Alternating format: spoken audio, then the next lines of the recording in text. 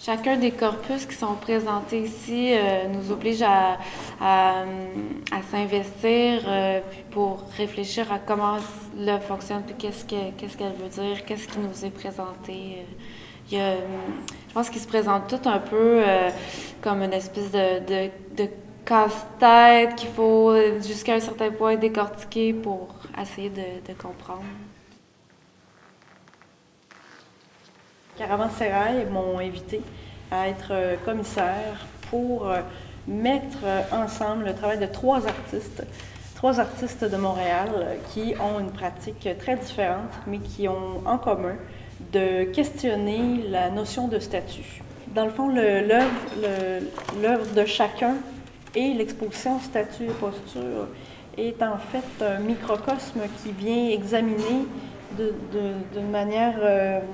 c'est comme si on venait examiner de quelle manière les statuts et postures se construisent à une échelle de la société.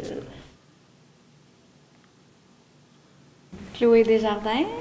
J'ai fait mon baccalauréat à l'Université Concordia et puis ensuite une maîtrise à l'UQAM que j'ai terminée il y a environ 1 an.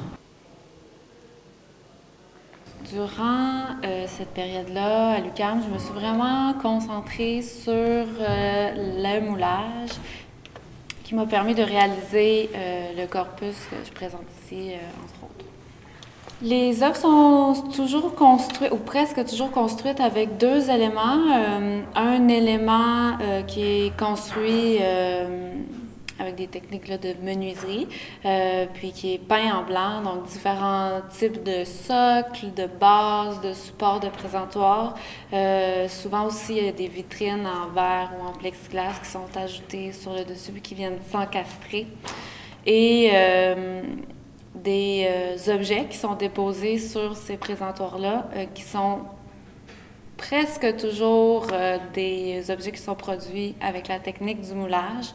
Alors, j'utilise différents matériaux qu'on peut travailler en moulage, dont la porcelaine, le plâtre. Je travaille aussi régulièrement avec des différents types de cire, puis différents types de résine aussi.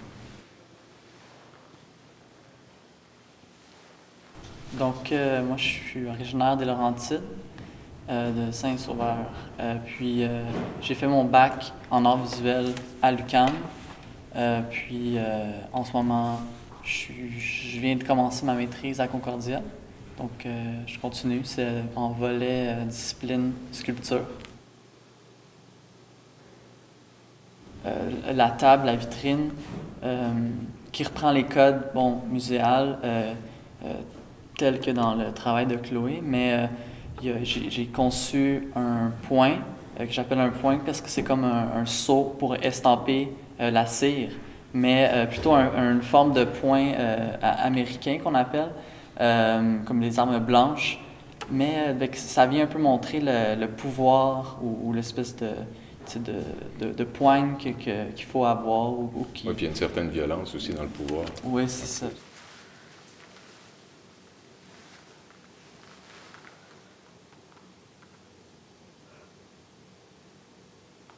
Donc, une des trois œuvres, en fait, toutes les œuvres, dans mon cas, ont été réfléchies pour l'exposition spécifiquement. Je ne travaille pas toujours comme ça. Les seaux plus particulièrement, mais les autres pièces ont été vraiment conçues pour l'exposition. Dont une des pièces qui est la maquette en cire, qui est une reproduction à une petite échelle du lieu d'exposition, donc du contexte d'exposition. Caravansérail et la coopérative Paradis tentent de déménager du lieu pour différentes raisons. Donc, j'ai voulu, je me suis intéressé à cette idée-là de l'espace, l'architecture du lieu d'exposition même qui serait en train de fondre ou de se dissiper, de se dissoudre parce que justement, c'est ça qui a plutôt un statut précaire là, parce qu'ils veulent quitter. Bon, voilà, c'est un peu ça cette pièce-là. J'ai fait des études universitaires en histoire de l'art, en art visuel, dont une maîtrise que j'ai terminée il y a 3 ans maintenant. Sinon, mon travail, essentiellement, c'est un travail de peinture qui se précise de plus en plus autour du portrait psychologique. Il s'agit d'un travail, comme je disais, un travail assez traditionnel, si on veut, de pratique de la peinture à l'huile. Donc, j'utilise l'huile. Dans ce cas-là, j'ai poussé plus loin la référence à la peinture ancienne. Ce qu'on appelle la grande peinture en général. Moi-même, bon, je viens pas de l'académie et puis je suis pas un technicien. Mais donc, moi, il y avait quelque chose d'agréable d'utiliser ces conventions-là dans les matériaux aussi. Donc, je travaille toujours à l'huile. Dans ce cas-là, j'ai utilisé du vernis d'amare, qui est un vernis qui est utilisé depuis très longtemps. J'ai fabriqué des cadres. En fait, il s'agit de reproductions exactes de cadres du 17e siècle. Bon, l'idée dans tout ça, c'était c'était par le dispositif de conférer au tableau un statut d'œuvre important. Il y a quelque chose dans ce dispositif-là qu'on retrouve dans la peinture religieuse, par exemple, ou des tableaux de nobles, ou peu importe, qui se retrouvent dans les musées, même dans les églises. Et puis tout ça contribue à rendre la représentation impressionnante. Et puis souvent, c'est pour faire la promotion de l'importance de ce qui est mis en scène, soit un Christ en croix, soit un pape. Mais dans ce cas-là, j'utilise le même dispositif, mais pour mettre en scène, c'est vous et moi, cet homme-là. C'est n'importe qui. C'est un homme, un modèle générique pour moi, un homme complet, cravate. C'est l'homme qui va à un mariage ou qui va au bureau, ou c'est tout le monde, je pense. Dans une institution comme une institution muséale ou une institution comme un centre d'artistes, Caravansérail, également, on questionne comment ça fonctionne le système de présentation d'œuvres d'art. Puis ici, Philippe Caron-Lefebvre nous a présenté le sceau Caravansérail qui vient attester du parcours artistique puis du statut artistique dans l'institution. La façon que je travaille, c'est vraiment de reprendre le lieu d'exposition, l'architecture extérieure du bâtiment pour concevoir, tel un designer, un peu une image, un logo, un sceau qui vient emprunter un peu à toute cette esthétique-là des sceaux d'autorité des institutions ou d'autres structures de pouvoir. Donc, c'est un peu une espèce d'appropriation de ce pouvoir-là. Puis, je le représente en sceau, comme son logo.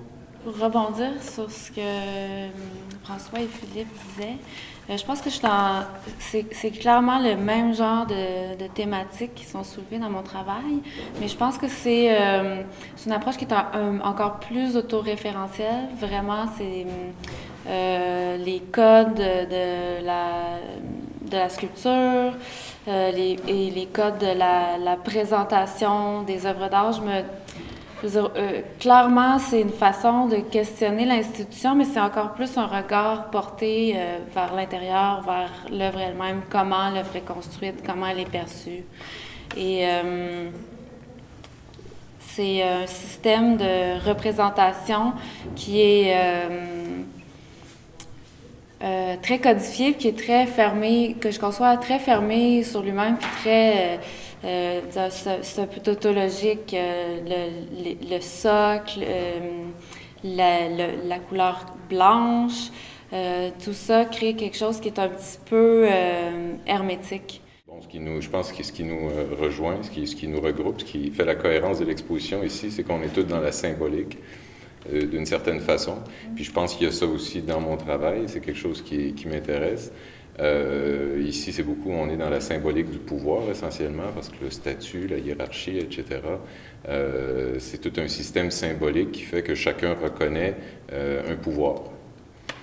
Mais c'est quelque chose qui est construit, évidemment, c'est un système de référence, de croyance, c'est la culture, c'est les mots, c'est le discours, c'est des systèmes. Oui, puis l'artiste aussi peut souvent être être à la remorque de ce système-là, mais dans ton cas, tu n'as pas attendu qu'on te donne le sceau pour certifier ta valeur. Tu fabriques le sceau. Exactement. Ça, c'est ça, je dis, c'est pas de l'ironie, mais il y a un sourire là-dedans quand même. Donc, on peut être critique face à ce système-là, mais je veux dire, on n'en est pas exclu. Il y a un jeu de... On est comme dans les deux camps, puis on se met pas à dos personne, mais on posera un regard qui est critique, comme on a dit. Là, ouais. J'affirmerais pas que c'est une position critique, mais c'est plutôt une position interrogatrice. Puis aussi, comme Julie l'a souligné, là, où est-ce qu'on a observé et remettre en question, mais c'est pas comme accusateur. Pour moi, c'est vraiment remettre en question, puis aussi diriger le regard ou la pensée critique vers certains thèmes, vers certaines choses auxquelles on est si habitué de voir dans les institutions, dans les musées, dans les galeries, que parfois on pourrait peut-être oublier un peu ces systèmes-là extérieurs qui construisent notre vision, notre compréhension des œuvres d'art. J'essaie d'inverser le processus où là, tout d'un coup, c'est ça qui prend toute la place dans le dispositif.